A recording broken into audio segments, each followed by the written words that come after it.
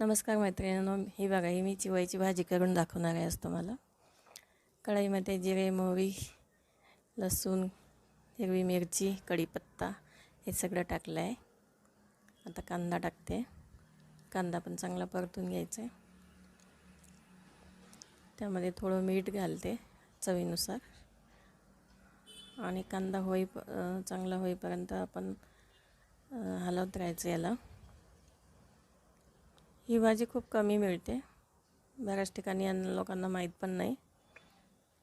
तर याला आमच्याकडे चिवईची भाजी म्हणतात. तुमच्याकडे काय म्हणतात ते मला कमेंट करून सांगा. कोथिंबीर टाकली आहे आता. रेसिपी आवडल्यास लाईक करा, सबस्क्राईब करा. आपण पुढच्या नवीन नवीन व्हिडिओ घेऊन येतच आहो, तर नक्की सपोर्ट करा तुम्ही. हे बघा परतून घेतली आता सगळं.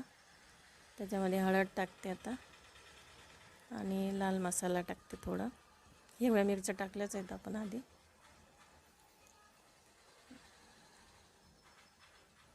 हे पण परतून घेऊ चांगलं.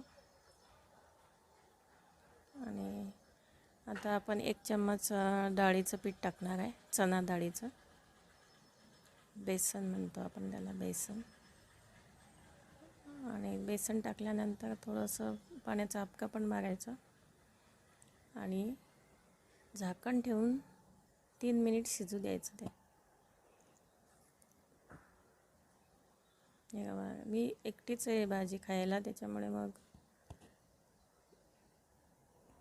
मला ही भाजी पुरेशी आहे एवढी. हे बघा मी वाफ काढून घेतली पुन्हा. आणि आता बघा बऱ्यापैकी शिजलं आहे हे बेसन. हलवून घेते आणि पुन्हा झाकण ठेवून 2 मिनिट शिजवते भाजी. ही ज्वारीच्या भाकरीसोबत पण चांगली लागते आणि बाजरीच्या भाकरीसोबत पण छान लागते. चपातीसोबत तर सगळ्याच भाज्या चांगल्या लागतात. त्यामुळे आणखी झाकून ठेवते 2 मिनिट आणि शेवटची भाजी फायनल लुक बघा किती छान झाला. झुणकासारखंच दिसत आहे. हे बघा मी चपाती घेतली, ठेचा घेतला, 2 वांगी भाजली, 1 आंबा घेतला आणि आता मी देवाला नैवेद्य दाखवते. काल माझा एकादशीचा उपवास झाला. चला मग या जेवायला. भेटू नेक्स्ट व्हिडिओमध्ये. Tata, bye bye. आवडल्यास लाईक करा, सबस्क्राईब करा. थँक्यू.